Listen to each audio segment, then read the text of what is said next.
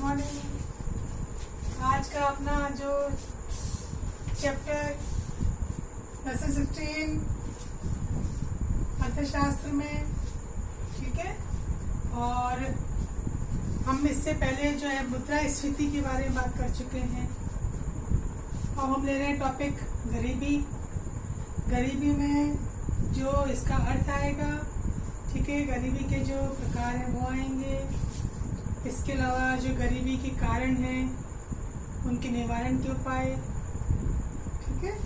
और गरीबी दूर करने के लिए या गरीबी के मापन के लिए किस किस ने क्या क्या योजनाएं बनाई या कौन से कार्यदल का गठन किया गया, ये सारा क्वेश्चन इसमें आएगा। तो शुरुआत हम करते हैं बच्चों गरीबी। एक सामान्य अर्थ अगर अपन देखें, किसी से पूछा जाए भी गरीबी किसे कहते हैं, तो सब इजीली जो है इसका आंसर जानते हैं कि भाई गरीबी क्या है। तो भाई गरीबी स्थिति वो है जब व्यक्ति अपने जीवन यापन के लिए जो उसकी मूलभूत आवश्यकताएं हैं, जो जीवन निर्वाह के लिए आवश्यक है, वही पूरी नहीं कर पाता है। और उसके बाद धन का, आय का जो अभाव होता है, जिसके कारण वो अपनी दैनिक जरूरत की चीजें भी नहीं खरीद पाता है और उसका जीवन स्तर जो होता है वो निम्न हो जाता है। आय का स्तर निम्न है, ठीक है, आय है ही नहीं उसके पास, या आय के प्राप्ति के साधन नहीं है। तो जो बेसिक नीड्स होती हैं, बेसिक नीड्स में अपन क्या कहते हैं, रोटी कपड़ा मकान, ठीक है, इनको जब ये पूरा नहीं कर पाता है तो वो स्थिति कौन सी आ जाती है, गरीबी की। धन संपदा का अभाव या जीवन निर्वाह के लिए जो न्यूनतम आवश्यकता है वही पूरी ना हो पाना गरीबी कहलाता है, ठीक है। अब ये जो गरीबी है इसको दो तरह से देखा गया है। एक तो अभी अपन ने जो चर्चा की, जो अर्थ देखा इसका, वो गरीबी होती है, जो कि अपन भारत में इसका मापन यही देखते हैं, निरपेक्ष गरीबी, कि जब इसकी व्यक्ति की ये जो आवश्यकताएं हैं पूरी नहीं हो पाती है, मानक स्तर तक वो नहीं पहुंच पाता है। जो एक मानक होता है, ठीक है, कि भाई इतनी आय होनी चाहिए, उस मानक स्तर से जब वो नीचे की रेखा, मतलब गरीबी रेखा जो होती है, बिलो पॉवर्टी लाइन, वहां पे भी आ जाता है, तो उसको क्या कहते हैं, गरीब कहते हैं या गरीबी कहते हैं। ये स्थिति अधिकतर कहाँ बनती है, अविकसित राष्ट्रों में ज्यादा पाई जाती है, क्योंकि दुनिया के बहुत सारे देश ऐसे हैं जहाँ पे गरीबी बहुत है। तो यहाँ पर ये जो गरीबी है उसमें क्या देखा जाता है, कैसे अनुमान लगाया जाता है कि भाई गरीबी कौन सी है ये, तो उस राष्ट्र के विकास की स्थिति क्या है, कि उसकी जो देश की स्थिति वो कैसे विकसित है, विकासशील है, कैसा उसका विकास कैसे हो रहा है, फिर वहां के लोगों का जीवन स्तर कैसा है, क्या सभी वहां पर जो है वह गरीब स्थिति में है, वहां पे मुद्रास्फीति कैसी है, महंगाई की स्थिति कैसी है। तो इनके द्वारा फिर वो जो है बड़े बड़े अर्थशास्त्री वो अनुमान लगाते हैं कि यहाँ पर गरीबी का क्या जो है रूप होगा। सापेक्ष गरीबी, ये तो हो गई निरपेक्ष। अब होती है सापेक्ष गरीबी।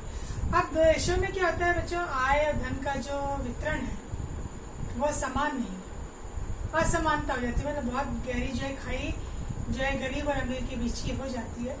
अगर अपन अपने देश की बात करें तो मुट्ठी भर लोग ऐसे हैं जो धन कुबेर, उनके पास बहुत धन है, और बाकी जो अपन कहते हैं 75% जो जनता है वो सामान्य जो है उस हालात में है या कम में गुजर बसर कर रही है। तो ये स्थिति जो है, जो आय की असमानता होती है, वो सापेक्ष गरीबी कहलाती है। देश में विभिन्न वर्गों के बीच में आय धन का जो उपभोग हो रहा है, जो व्यय हो रहा है, उसका वितरण जो है वो समान नहीं है, असमान कहलाता है। ये रीति स्थिति कहाँ देखी जाती है, विकसित राष्ट्रों में इसको इसका मापन किया जाता है। फिर भारत में गरीबी का माप कब कब हुआ, किस किसने किया, उसकी अपन चर्चा करेंगे। अलग अलग समय में स्वतंत्रता से पहले भी इसका मापन हुआ है, स्वतंत्रता के बाद भी जो कई कार्यदल गठित किए गए। अब यहाँ एक नाम बोलूंगी मैं, वो आपने सुना हुआ है, दादा भाई नेहरू। अगर अपन ने राष्ट्रीय आय की गणना देखी थी तो सबसे पहले गणना किसके द्वारा की गई थी, राष्ट्रीय आय की गणना दादा भाई। तो यहाँ पर भी गरीबी का जो अनुमान लगाया गया उसके लिए जो निकाले गए, इसमें इन्होंने माप सबसे पहले दादा भाई नेहरू जी ने 1868 में, स्वतंत्रता से पहले। स्वतंत्रता के बाद में यहाँ पे देखिए,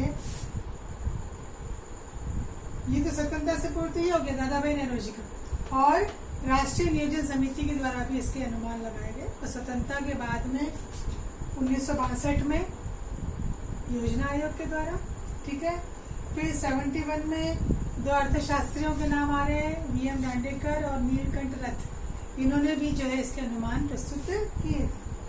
फिर यहाँ पे एक समिति की रिपोर्ट आती है 1979 में, अलग वाई की अलग कमेटी की रिपोर्ट। तो ये इन्होंने जो प्रभावी उपभोग मांग और ये जो न्यूनतम आवश्यकता के लिए जो कार्यदल गठित किया कि भाई क्या उपभोग की मांग है, क्या कार्यदल है, मतलब क्या इसका स्तर है, उसके लिए एक अध्ययन दल का जो है इन्होंने निर्माण किया।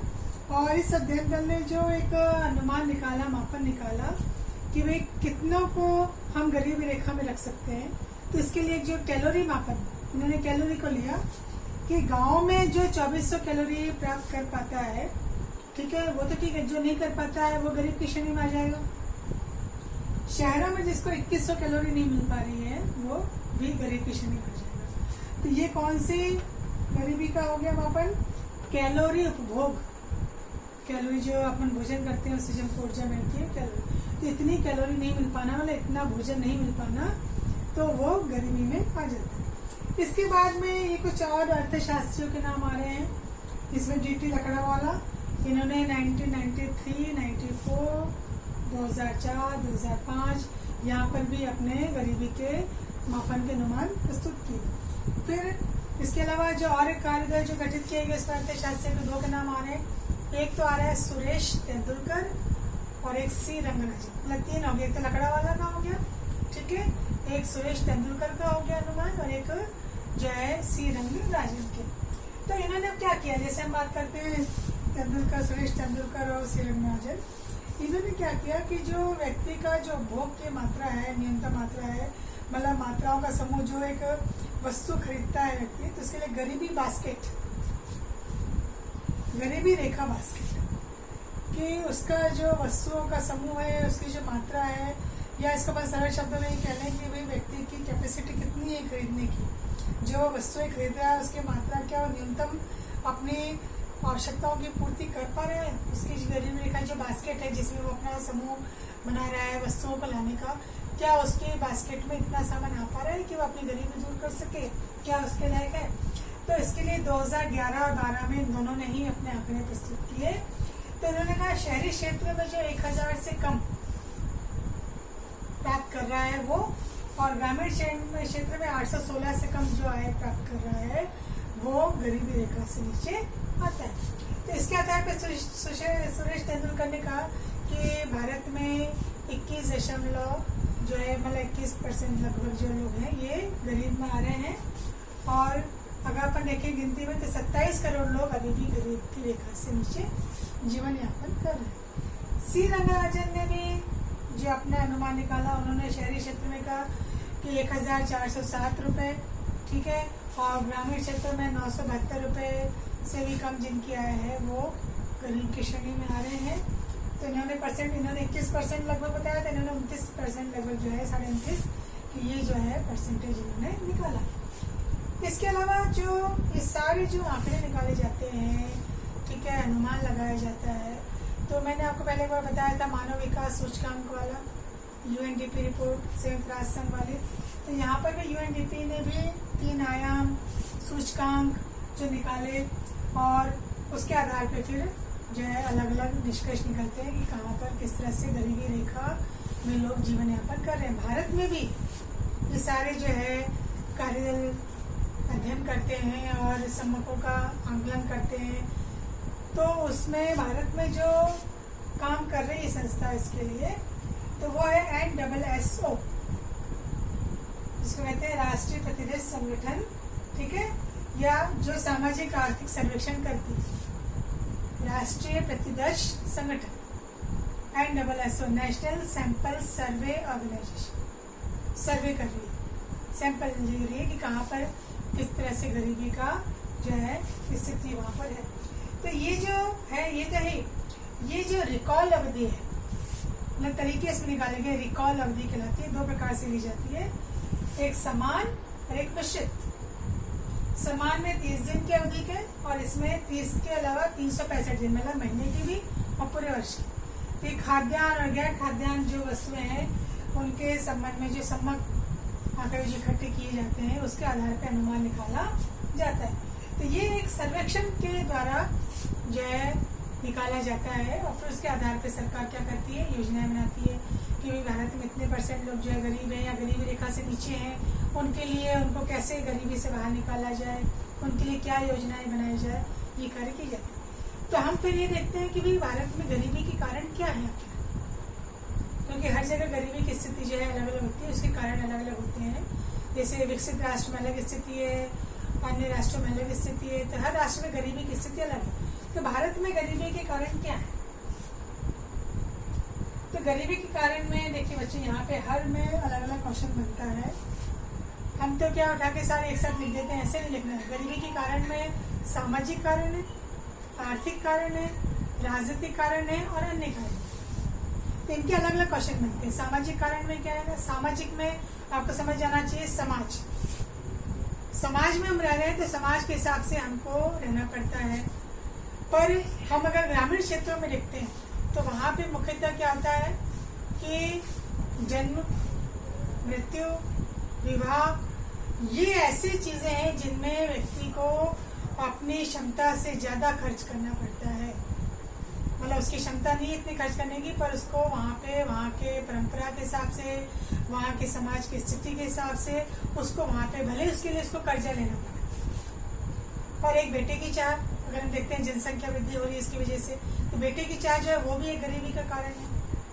तो ये जो अवस्था आती है, ये स्थिति आती है कि व्यक्ति जो है इसके कर्ज के जाल में फंस जाता है, ये दुष्चक्र में फंस जाता है, उससे निकल ही नहीं पाता।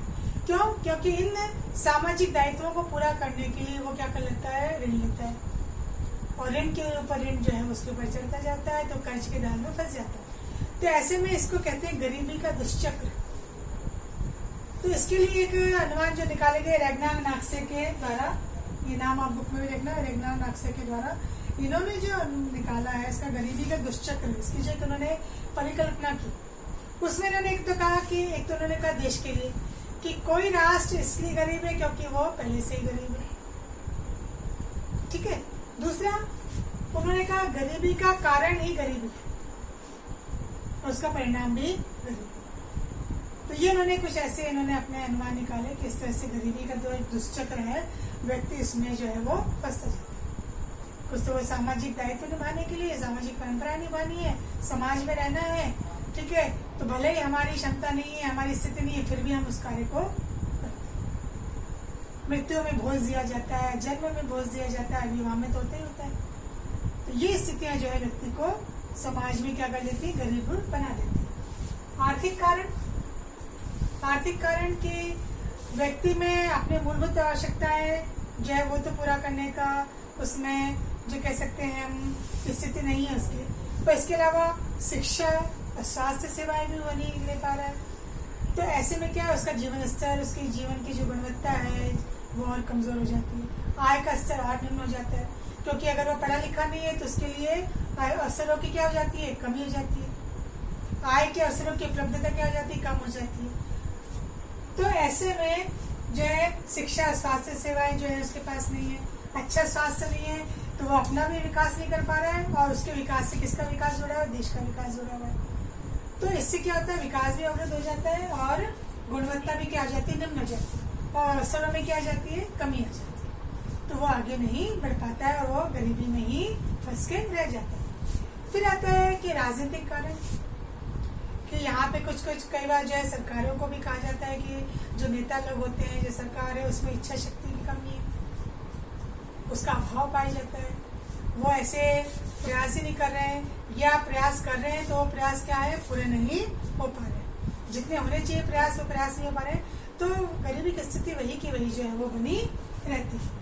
तो कोई प्रयास अगर किए भी जा रहे हैं तो कई बार भ्रष्टाचार के कारण, ठीक है, या कहीं पर कोई लीकेज का मतलब वहाँ पे वो जो है कार्य वो कहीं ना कहीं जो है उसमें गड़बड़ियां आ रही हैं, लाभ जो है वास्तव में जिनको मिलना चाहिए उनको लाभ नहीं पहुंच पाता, वांछित वर्ग जो है जिनके लिए सरकार योजना बना रही उन तक पहुंचते तो वो लाभ आधा रह जाता है, आधे से भी कम, तो उनका अवसर जो है वो नहीं मिल पाते हैं। तो अब सरकार क्या कर रही है, ये आय का या जो लाभ का है उसका प्रत्यक्ष हस्तांतरण मतलब सामने ही जो है उसको व्यक्ति को इसका लाभ दिया जाए। इससे अब क्या हो रहा है, ये थोड़ा सा जो लीकेज अपन देखते हैं कि कमी रह जाती है, उसमें अब थोड़ी थोड़ी क्या आ रही है, कमी आ रही है, तो थोड़ा सुधार हो रहा है। और अन्य कारण में तो बहुत सारे अन्य कारण, अब शिक्षा तो देख ही रहे, शिक्षा का स्तर जो है, पढ़ाई तो सब कर रहे हैं, तो शिक्षा ऐसी नहीं है जो किसी को रोजगार दे सके। मतलब रोजगार परक शिक्षा का अभाव है, व्यवसाय शिक्षा का अभाव है, उद्योगों में जो इतने अवसर लोगों को नहीं मिल पाते हैं, पूंजी का अभाव है, अवसर की कमी है, ये सारे इसमें आ जाता है। फिर कई बार अर्थव्यवस्था की कमजोर संरचना, वो भी इसमें जो है प्रभाव डालती है। निम्न जीवन स्तर जो है, जीवन की गुणवत्ता, हमने जो पहले पढ़ा था पिछले चैप्टर में, तो आय का निम्न स्तर है, पूंजी का अभाव है। तो हमने देखा था प्रति व्यक्ति आय कम है, ठीक है, शिक्षा स्वास्थ्य सेवाएं नहीं है, तो जीवन की गुणवत्ता क्या हो जाती है, धीरे धीरे कमजोर होनी शुरू हो जाती है। तो ये वो कारण है जो गरीबी को क्या करते हैं, बढ़ावा देते हैं। तो सरकार अगर इनके लिए प्रयास करती है तो इसमें काफी हद तक जो है कमी लाई जा सकती है। तो व्यक्ति को ये सारी सुविधाएं देना ये आवश्यक है, जिससे वहाँ पर कार्य पूरा हो जाता है और गरीबी में जो है कमी भी लाई जा सकती है। तो आज के लिए बच्चों इतना ही। अगले समय अभी अपन करेंगे कि गरीबी जो है, इसके लिए हम क्या उपाय कर सकते हैं, कि इसको कैसे दूर किया जाए। इसके लिए सरकारी प्रयास भी हैं और अन्य क्या प्रयास हैं, वो सारे हम इसका देखेंगे। और फिर अपना अगला आ जाएगा बेरोजगारी। जैसे बेरोजगारी का अर्थ, बेरोजगारी के प्रकार, ठीक है, बेरोजगारी के जो रूप हैं कौन कौन से, फिर इसको दूर करने के उपाय। ठीक है, तो आज के लिए आप इसको ध्यान से देख लीजिए।